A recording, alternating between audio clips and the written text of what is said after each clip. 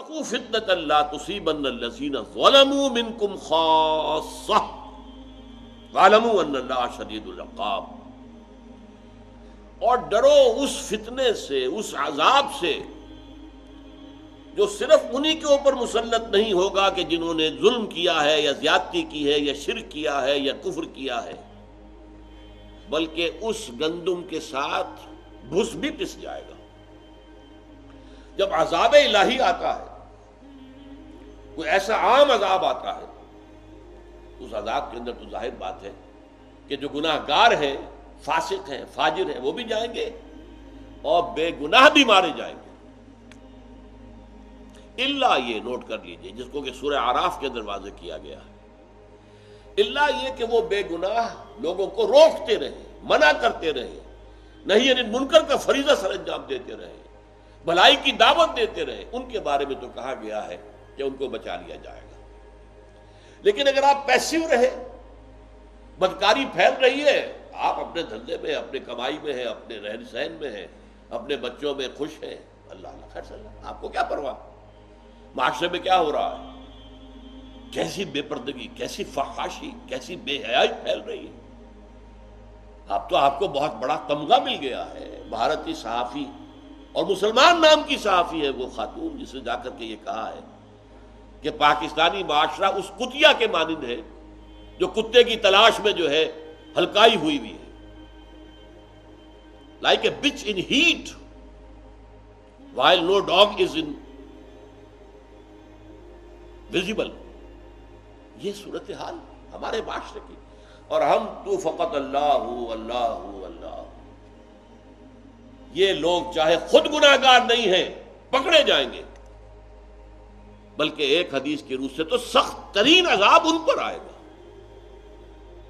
حدیث میں نے بارہا وہ سنائی تھی، اب چونکہ کافی عرصہ ہو گیا ہے دوبارہ سنا دیتا ہوں. یہ حدیث قدسی ہے ایک معنی میں.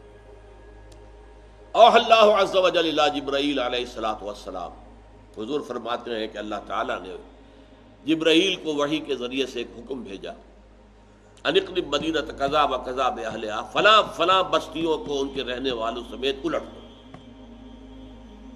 قال فقال، حضور فرماتے ہیں اس پر حضرت جبرائیل نے عرض کیا، یا رب ان فیہا عبدک فلانا لم یعصک طرفۃ عین.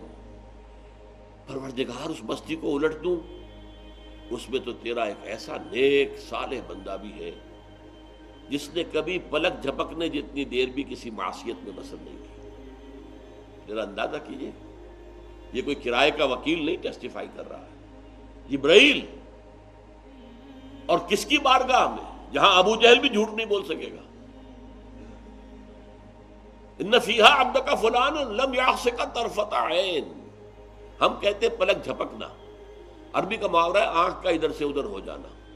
محاورہ ایک ہی ہے، مطلب یہی ہے کہ بالکل یوں سمجھیے اسپلٹ مومنٹ، ایک سیکنڈ کا بھی کوئی 100واں حصہ بھی کبھی ان کا اس کا جو ہے وہ گناہ میں بسر نہیں. قال فقال، حضور فرماتے کہ اس پر اللہ نے فرمایا، اقلبها علیہ وعلیہم، الٹو اس بستی کو پہلے اس بدبخت پر پھر دوسروں پر.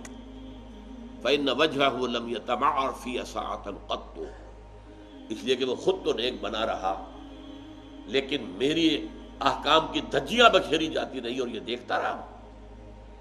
اس کا کبھی خون کھولا تک نہیں، میری غیرت کی وجہ سے اس کے چہرے کا رنگ کبھی متغیر تک نہیں ہوا.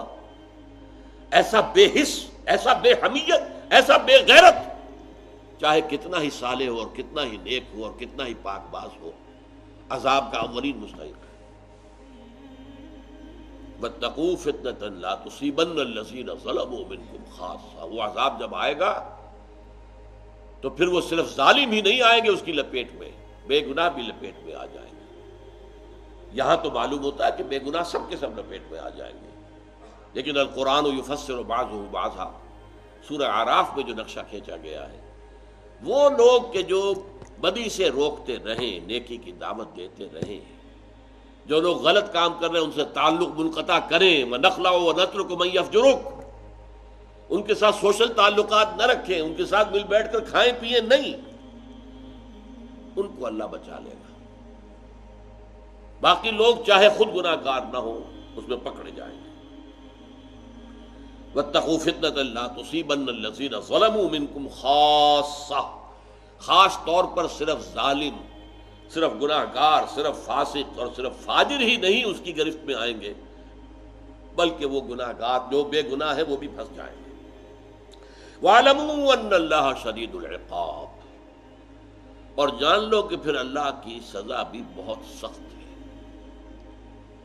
یہ دنیا کی سزا تو جو ہے وہ تو یہی ہے کہ بس مر گئے، زلزلہ آیا 400 آدمی مر گئے، 600 آدمی مر گئے، اس میں شاید اذیت کچھ کو محسوس ہوئی ہو، جہاز ہے غرق ہو گیا، اتنے ہزار آدمی مر گئے، کیا اذیت ہوئی ہوگی؟ چند منٹوں کے اندر آدمی جو ہے وہ ختم ہو جاتا ہے، پھانسی کا ایک جھٹکا لگا گیا، کیا تکلیف ہوئی اسے؟ کچھ بھی نہیں۔ یہاں تو صرف خاتمہ کر دیتے ہیں نا، اور تو کچھ نہیں۔